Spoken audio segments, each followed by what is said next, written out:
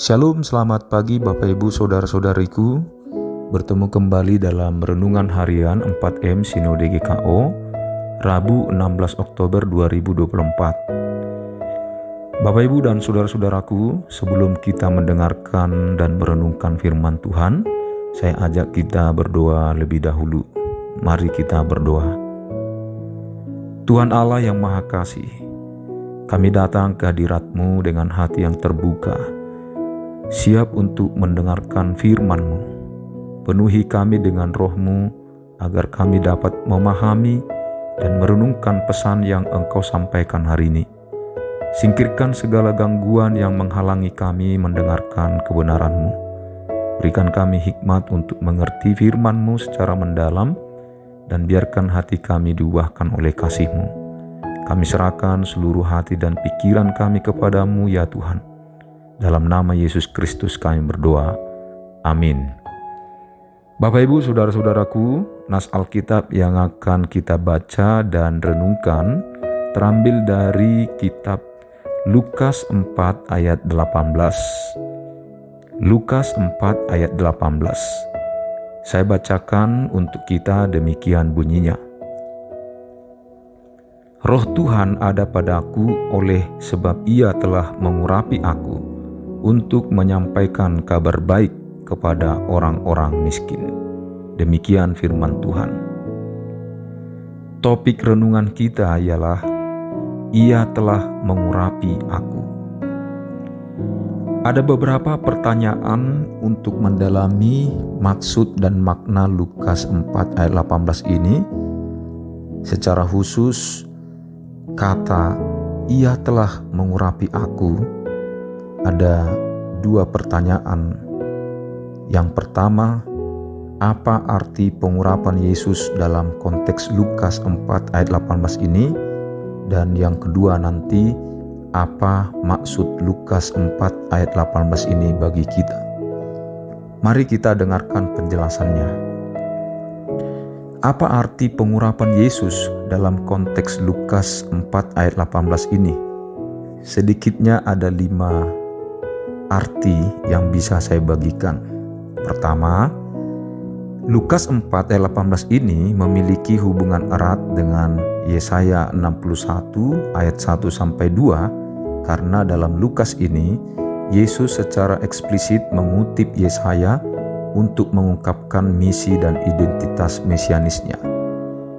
2. Dalam kitab Yesaya, pengurapan secara umum dipahami sebagai simbol otoritas ilahi yang diberikan kepada Sang Mesias untuk membawa keadilan, jaminan, dan penyembuhan.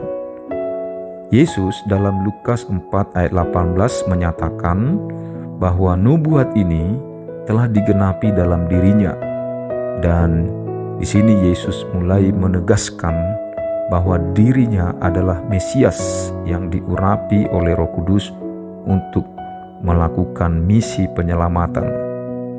Ketiga, pengurapan Yesus ada perbedaannya dengan pengurapan yang ada di dalam Perjanjian Lama. Dalam Perjanjian Lama, pengurapan diberikan kepada individu seperti raja, nabi, atau imam untuk menandai bahwa mereka dipilih oleh Allah untuk tugas tertentu. Sementara pengurapan Yesus adalah pengurapan yang unik karena menunjuk kepadanya sebagai Mesias, atau Ia sendiri adalah Mesias itu. Ia bukan sekedar penerima pengurapan untuk tugas sementara, melainkan pengurapannya adalah menjadi juru selamat dunia dan penggenap seluruh nubuat Perjanjian Lama. 4. Dalam Perjanjian Lama, pengurapan baik untuk seorang raja, nabi, dan imam biasanya dilakukan oleh imam. Mereka menggunakan minyak sebagai simbol Roh Kudus dan simbol bahwa Allah berkenan terhadap orang tersebut. Pengurapan Yesus tidak dilakukan oleh manusia, tetapi langsung oleh Roh Kudus. Ini menjelaskan bahwa Yesus tidak menerima kuasa tidak menerima otoritas dari manusia atau melalui perantaran manusia. Sehingga Yesus tidak tunduk kepada manusia. Yang kelima, dalam Perjanjian Lama, pengurapan atas seseorang bersifat sementara sesuai dengan tugas yang diberikan oleh Allah kepadanya. Ketika tugas selesai atau ketika orang yang diurapi gagal, pengurapan itu bisa diambil kembali. Seperti kisah Raja Saul dalam 1 Samuel 16 ayat 14. Nah, pengurapan Yesus adalah kekal dan sempurna. Pengurapan Yesus berlangsung selama-lamanya karena Dia adalah Imam Besar, Raja yang Maha Tinggi, dan Nabi yang sempurna, yang tidak terbatas oleh waktu. Ini menjelaskan bahwa pemimpin umat yang ada di bumi ini dari abad ke abad tidak akan pernah berganti, tetapi kekal selamanya. Itulah Yesus Kristus. Juga pengurapannya karena bukan dari manusia atau imam dari suku Lewi, itu menjelaskan bahwa ia bukan untuk orang Israel semata, melainkan untuk seluruh bangsa dan kekal adanya. Selanjutnya, apa maksud utama dari Lukas 4 ayat 18 ini? Sedikitnya ada 4 pokok penting yang bisa saya bagikan, yaitu 1. Ketika Yesus menjelaskan siapa dirinya dan juga tujuannya, yaitu memberitakan kabar baik. Tetapi maksud Lukas 4 ayat 18 ini, Yesus bukan sekedar pemberita kabar baik. Ia juga bukan sekedar utusan seperti yang dipahami orang dunia. Dan ia juga bukan tokoh sejarah. Tetapi dia adalah kabar baik itu. Dia sendiri pembebas itu. Dia sendiri penyelamat itu. Dialah kegenapan nyata nubuatan Perjanjian Lama. Yang kedua, ketika Yesus menjelaskan identitasnya pada saat itu kepada orang-orang Nazaret tempat dia dibesarkan, saya menangkap begini, ada kesulitan di pikiran orang-orang Nazaret. Kesulitan itu adalah mempercayai Yesus yang datang dari Allah sebagai juru selamat. Mereka memang kagum saat itu, tapi mereka sulit mempercayai Yesus datang dari Allah. Kenapa? Karena mereka terfokus pada asal-usul lahiriah atau kelahiran Yesus secara fisik. Dan nyaris tidak banyak mujizat dilakukan Yesus di Nazaret. Apakah Yesus tidak mau? Apakah dia tidak mampu? Apakah dia gagal membuat mujizat? Tentu tidak. Tetapi kenapa? Sederhana, jawabannya adalah karena orang-orang Nazaret lebih fokus dan mempersoalkan aspek kelahiriaan Yesus ketimbang menerima keilahian Yesus. Jadi begitu juga pada kita, selama kita mempercayai Yesus seperti orang-orang dunia memandangnya, tidak akan pernah kita mengalami mujizatnya. Maksud utama yang ketiga yang bisa saya bagikan, Yesus menghendaki kalau kita menghampirinya, mendekatinya, kita menghampirinya melalui iman, bukan dengan pikiran yang dangkal dan terbatas, atau seperti mendengar berita dari media atau langsung dari seseorang tanpa ada respons iman. Lukas 18 ayat 8, Yesus berkata begini, "Aku berkata kepadamu, Ia akan segera membenarkan mereka. Akan tetapi, jika Anak Manusia itu datang, adakah Ia mendapati iman di bumi?"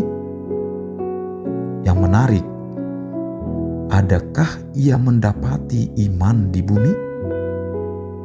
Berarti Yesus tertarik melihat iman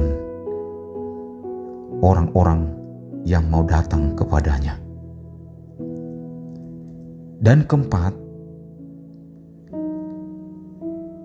apapun yang dikatakan Yesus, Dia menyampaikan kabar baik kepada orang miskin dan membebaskan orang-orang tawanan, dan selanjutnya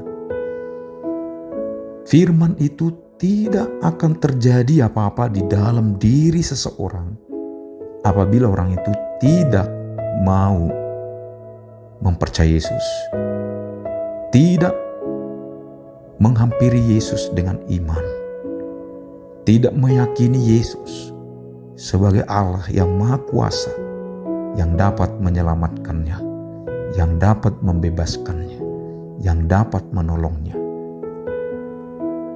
Jadi, firman itu terjadi kepada kita. Janji Allah akan terjadi pada diri kita ketika kita mau membuka diri dengan iman, menyambut Dia, mempercayai Dia, dan menyerahkan hidup kepadanya. Itulah maksud utama Lukas 4 ayat 18 ini bagi kita. Mari kita berdoa. Tuhan Allah yang penuh kasih dan Maha Kuasa, yang kami muliakan dan sembah di dalam Yesus Kristus, kami bersyukur atas kesempatan mendengarkan firman-Mu hari ini. Terima kasih karena Engkau telah berbicara kepada kami melalui renungan ini dan mengingatkan kami akan kebenaran-Mu. Kiranya setiap kata yang telah kami dengar tertanam dalam hati kami, membimbing langkah kami dan menguatkan iman kami. Tolong kami Tuhan, agar firman yang telah kami dengar tidak hanya menjadi pengetahuan, tetapi mengubah hidup kami, agar kami menghampiri-Mu, mendekati-Mu, melalui iman yang Kau beri kepada kami. Ajari kami untuk menerapkan ajaran-Mu dalam setiap tindakan, perkataan, dan keputusan kami, sehingga hidup kami bisa memancarkan kasih dan kehendak-Mu. Berikan kami kekuatan dan keberanian untuk menjadi pelaku firman, bukan hanya pendengar. Kami menyerahkan diri kami sepenuhnya ke dalam tangan-Mu. Bimbing kami selalu dalam jalan-Mu, agar hidup kami memuliakan nama-Mu setiap hari. Kiranya damai sejahtera-Mu memberkati setiap kami anak-anak-Mu.